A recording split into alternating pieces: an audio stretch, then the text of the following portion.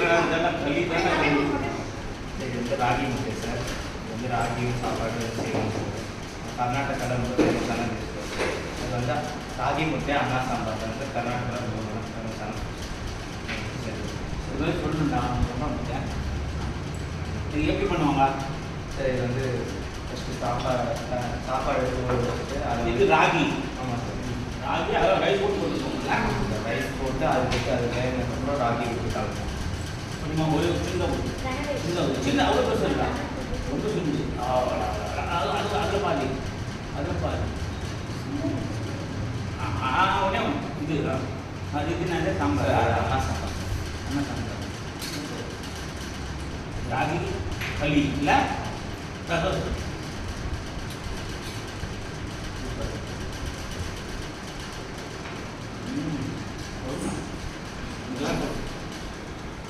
எப்படி பல வருஷம் ஆச்சு களி சாப்பிட்றதுல.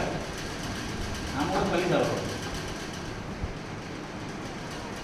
ரைஸ் கூட இருக்குதா? ரைஸில் வந்து ராகி கிண்டுவாங்க. இது கர்நாடகாவில் என்னன்னு சொல்லுவாங்க? கன்னட பாஷை ராகி முட்டை அண்ணா சாம்பார்.